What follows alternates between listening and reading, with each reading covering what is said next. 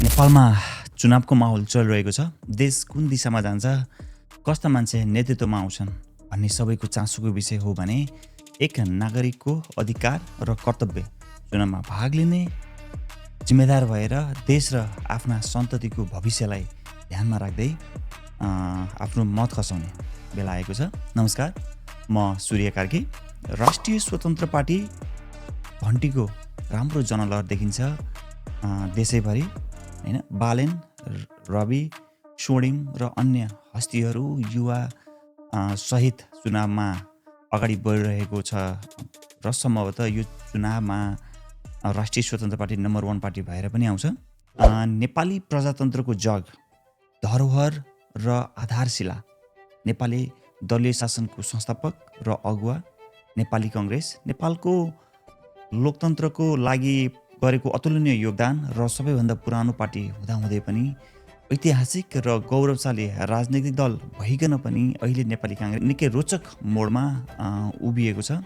विक्रमसम्म 2003 सालमा राष्ट्रिय काङ्ग्रेस र राष्ट्रिय प्रजातान्त्रिक काङ्ग्रेसको मिलन पश्चात स्थापना भएको नेपाली काङ्ग्रेसको मूल उद्देश्य थियो राणा शासनको अन्त्य, नागरिक स्वतन्त्रता र नागरिक अधिकार, प्रजातान्त्रिक शासन व्यवस्थाको स्थापना गर्ने, हैन। नेपाली काङ्ग्रेस लोकतान्त्रिक समाजवाद विचारधारामा उभिएको पार्टी हो। सामाजिक न्याय बिना लोकतन्त्र अपुरो हुन्छ, हैन। यसका लागि नेपाली काङ्ग्रेसबाट कैयौँले अनेक त्याग गरेका छन्, शहीद भएका छन्। यी कुराहरू इतिहासभरि देख्न सकिन्छ। 2007 साल फागुन 7 गते नेपाली काङ्ग्रेसको नेतृत्वमा राणा शासन ढल्यो र पहिलोपटक नेपालमा प्रजातन्त्रको स्थापना भयो। यो वास्तवमा सत्ता हस्तान्तरण मात्र थिएन, यो नेपाली जनताको आत्मसम्मानको पुनर्जागरण थियो। नेपाली जनताको लागि यो एक नयाँ युगको सुरुवात थियो। 2015 सालमा पहिलो आम निर्वाचन भयो, नेपाली काङ्ग्रेसले बहुमत ल्यायो र 2016 साल जेठमा बिपी कोइराला पहिलो जननिर्वाचित प्रधानमन्त्री बने। यो नेपालको लागि एउटा प्रयोग थियो जुन धेरै लामो भने टिकेन। 2017 साल पौष 1 गते राजा महेन्द्रले लोकतन्त्रको हत्या गरिदिए, पञ्चायतको सुरुवात गरिदिए। त्यस लगतै नेपाली काङ्ग्रेस पञ्चायत विरुद्धको सङ्घर्षमा उत्रियो। हिजो राणा ढलाउने आँट गर्ने पार्टीले आज फेरि पञ्चायत ढलाउने सुरुवात गर्यो र आँट गर्यो। यदि नेपाली काङ्ग्रेस हुन्थेन भने 2046 सालमा, हैन, 30 वर्ष लामो सङ्घर्ष पश्चात पञ्चायत ढल्ने थिएन, फेरि बहुदलीय प्रजातन्त्र स्थापना हुने थिएन, हैन। यो तथ्य हो, मेरो व्यक्तिगत विचार होइन, मेरो व्यक्तिगत मत होइन। 2062-63 को आन्दोलनमा पनि पार्टीले महत्त्वपूर्ण भूमिका खेलेको कुरा प्रष्टै छ, हैन। नेपाली काङ्ग्रेसको 7 दलको गठबन्धन मार्फत राजतन्त्रको अन्त्य भयो, गणतन्त्रको स्थापना र पछि गएर नेपालमा पहिलोपटक संविधान पनि नेपाली काङ्ग्रेसकै नेतृत्वमा स्थापना भएको हो। विक्रमसम्म 2046 पश्चात नेपाली काङ्ग्रेससँग राम्रो अवसर थियो संस्था बनाउने, सुशासन दिने, जनताको भरोसा बलियो बनाउने, काम गरेर देखाउने, भ्रष्टाचार अन्त्य गर्ने, हैन। तर यस्ता केही कुराहरूमा भने काङ्ग्रेसले समयमै डेलिभरी गर्न सकेन, हैन। यसका 2-3 मुख्य कारणहरू छन्। पहिलो कुरा, नेपाली काङ्ग्रेसको नेतृत्व परिवारवाद अथवा वंशवादमा हुमिराख्यो, लामो समयसम्म सीमित भइराख्यो परिवारवादमा। कोइराला परिवारको छायाबाट समयमा निस्किन नसक्नु, लगतै देउवाको सत्ता केन्द्रित राजनीतिबाट समयमा छुट्न नसक्नु, हैन।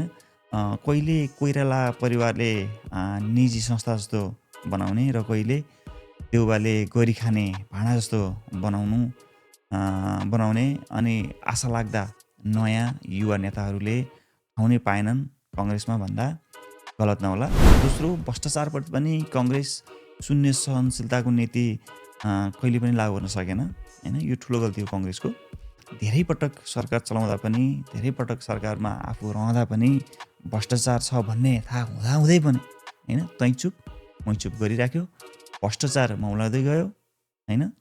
जनताको निराशा पनि बढ्दै गयो। अर्को, स्पष्ट आर्थिक नीति अथवा स्पष्ट आर्थिक दृष्टिको अभाव देखिन्छ नेपाली काङ्ग्रेसमा। सत्ता चलाउने रणनीति छ तर देश चलाउने नक्सा अथवा देश चलाउने एउटा क्लियर पाथ, क्लियर भिजन चाहिँ देखिँदैन।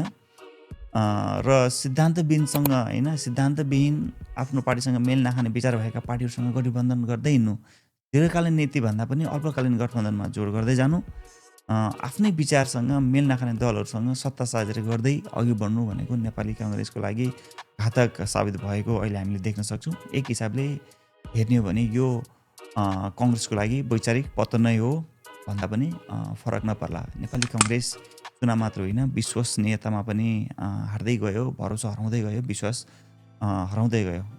जति जति बेला पार्टी जनताको आशाको किरण बन्न सक्दैन, त्यति बेला जसले आशा देखाउन सक्छ त्यही आउने अगाडि होइन। वैकल्पिक शक्तिहरूको उदय, वैकल्पिक व्यक्तिहरूको उदय हुँदै गयो। यति धेरै पार्टीहरू आउने भनेकै भइरहेको पार्टीप्रति जनताको भरोसा उडेको हो र जनता निराश हुँदै गएका छन् भन्ने हो होइन। अब त्यसैले नेपाली काङ्ग्रेसको कमजोरीकै कारण नयाँ शक्तिको उदय भएको भन्नु सम्भवतः गलत नहोला। कम्युनिस्टहरू देशमा जगमगाउनु होइन, यसको सुरुवाती लक्षण थियो सम्भवतः। पछि माओवादी केन्द्र मधेस केन्द्रित दलहरू होइन, राष्ट्रिय स्वतन्त्र पार्टी अहिले भइरहेको राप्रपा, विवेकशील जस्ता अनेक दलहरू वैकल्पिक पार्टीको रूपमा आए। यी दलहरू परिपूर्ण पर्फेक्ट छैनन् पनि, तर जनताले विकल्प खोजिरहेको बेला वैकल्पिक पार्टी भने उनीहरूको लागि बनिरहेका थिए। मलाई याद आउँछ एउटा हिन्दी डायलग हो, बाप बाप होता है। झन्डै 75 वर्ष लामो इतिहास बोकेको नेपाली काङ्ग्रेस यसै समाप्त हुँदैन। तर यसभित्र परिवर्तन भने अनिवार्य छ। भर्खरै देउवाको मुखबाट ढिलै भयो नि गगनले काङ्ग्रेसलाई बचाएका छन्। अब गगनको नेतृत्वमा कसरी काङ्ग्रेस अगाडि जान्छ होइन, यी कुराहरू हेर्न बाँकी नै छन्। तर युवा र सक्षम नेतृत्वलाई प्रोत्साहन गर्न सक्यो भने वंशवादको अन्त्य होइन, भ्रष्टाचार विरुद्ध शून्य सहनशीलता एकदमै कठोर भएर अगाडि बढ्न सक्ने हो भने होइन, आर्थिक विकासमा जोड दिने, नेपाली जनतालाई रोजगारसहित उनीहरूको जीवनस्तर उकास्दै लैजाने, बढाउँदै लैजाने होइन, गठबन्धन गर्न छोडिदिने, आफ्नो सिद्धान्तमा हो भने होइन, आफ्नो सिद्धान्तलाई प्राथमिकतामा राखेर आफ्नो विचारसँग मेल नखाने पार्टीसँग नचाहिँदो गठबन्धन गर्दै नहिँड्यो भने फेरि गगनले काङ्ग्रेसमाथि फेरि सास भर्न सक्छन्। भोलिको विश्वासिलो पार्टीको रूपमा आफूलाई काङ्ग्रेसले स्थापित गर्न सक्छ। नेपाली जनता वास्तवमै हिंसाको राजनीति चाहँदैनन्, अराजकता चाहँदैनन्। उनीहरू सिम्पली चाहने भनेको शान्ति, लोकतन्त्र होइन, सम्पन्न देश, गरी खाने माहौल, एउटा शासन व्यवस्था होइन। भोलि फेरि देशमा र जनतालाई गाह्रो हुँदै गर्दा फेरि पनि नेतृत्वमा आउने पार्टी भनेको नेपाली काङ्ग्रेस नै हो होइन। यति ठुलो सञ्जाल, यति ठुलो नेटवर्क, जनताको माया, लामो राजनीतिक अनुभव छ नेपाली काङ्ग्रेससँग। समाजवादको नाममा नेपालमा धेरै पार्टीहरू छन् होइन। वास्तवमै समाजवाद नेपालको लागि राम्रो कि नराम्रो, नेपाली जनता वास्तवमै समाजवाद चाहन्छ कि चाहँदैनन् भन्ने कुरा आउँछ। र राष्ट्रिय स्वतन्त्र पार्टीको विचारधारा नेपाली काङ्ग्रेसको विचारधारासँग मिल्दोजुल्दो छ कि छैन, कसरी छ होइन। यी दुईवटा पार्टी कसरी एउटै पार्टी जस्तो, एउटै विचारधारा भएको दुईवटा पार्टी जस्तो देखिन्छन्, यो भने नेक्स्ट भिडियोको टपिक। तपाईँलाई के लाग्छ यसपालि नेपाली काङ्ग्रेसको चुनावमा कस्तो नतिजा आउँछ, राष्ट्रिय स्वतन्त्र पार्टीले कस्तो गर्ला यो पालिको चुनावमा? तपाईँको ठाउँबाट को कस्ता मान्छेहरू उठ्दैछन् कमेन्टमा नभुल्नुहोला। Thank you for watching.